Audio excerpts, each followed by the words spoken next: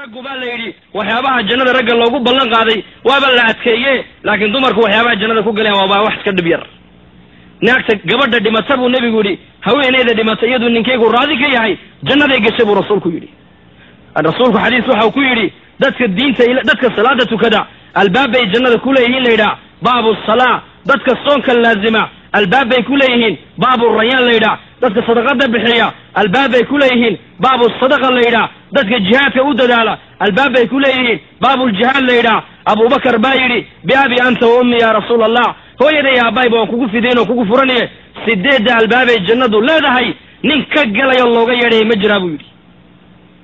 markaasuu nebigu yidhi nacam wa arju an takuna minhum, haa way jiraan rag 8 albaabay jannadaba looga yeedhay oo la odhanayo kan ka soo gal way jiraan, raggaa inaad ka mid tahay baan rajay buu rasuulku yidhi abubakar ow.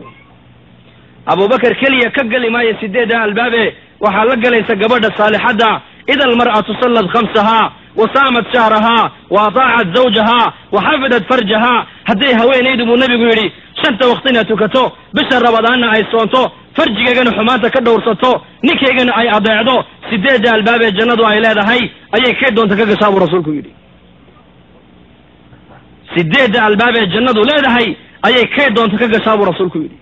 hadday gabadha laga hela 4 camal bisha rabadaan oy soonto 5 waqti oo ilaaliso xumaantoo ka dhowrsoonaato iyo zawjkeega oy adeecdo 4 gabadha laga hela buu rasuulku yidhi 8 albaabee jannadu ay leedahay ayay abubakar daba joogsanee la geli doontaa qiyaamaha.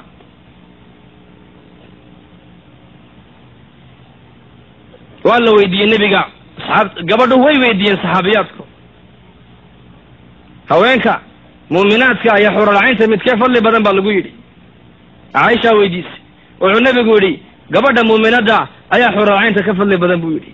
waxay tihi maxaan kaga fadli badannay waaba xuralcayn oo ilaahay baa sameeyo nuur baa laga sameeye. wuxuu nebigu yidhi bisalaatihinna wa siyaamihinna wa taacatu aswaajihinna, waxay kaga fadli bateen xuralcayntu haweenka muuminaadku xuralcaynta waxay kaga fadli bateen soonka ay soomayaan, salaada ay tukanayaan iyo raggooga ay adeecayaan.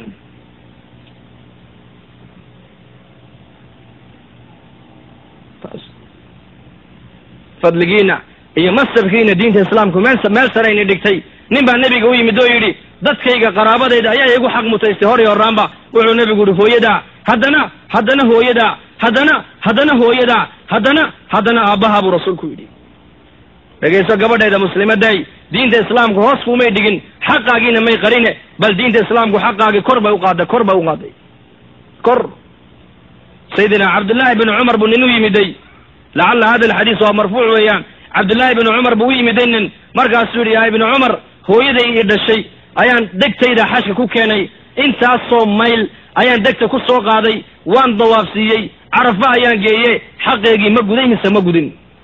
wuxuu ku yidhi xaqeygii kugu lahaydood gudda iska daaye, maalinkii ay yaraantaada ku xambaarsanayd ee marada qaydka kugu xambaarsanayd ee qaydku ka dabacay ee u malaysay inaad ka siibatay, maalinkaa keliya naxdintii ay naxdayba abaalkaygii maad soo celin buu ka yidhi.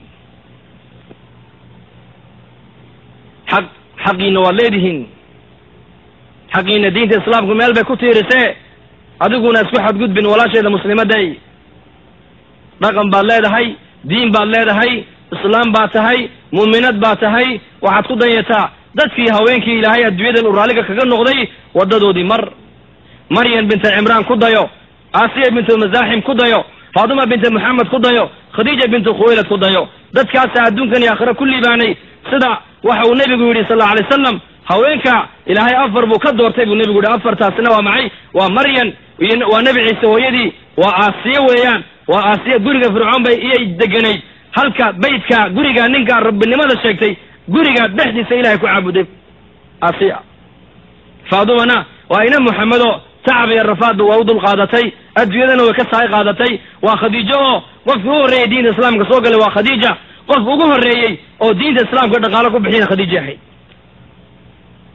diinta islaamku meel sarayna dhigtay. raabica ayaa la weydiiyo lagu yidhi raabicay haweenku imaamna ma noqdaan, amiirana ma noqdaan, maxay ku dhacday? nebiyana ma noqdaan, maxay ku dhacdaa la yidhi. waxay tihi gabadh xigmad lahaydoo 4taaba annaka unbaa dhalla bay tihi. subxaan allah, caqligu waa cajiib. caqliga allah inoo hagaajiyo. boqoradana annaka unbaa dhalla, imaamyadana annaka unbaa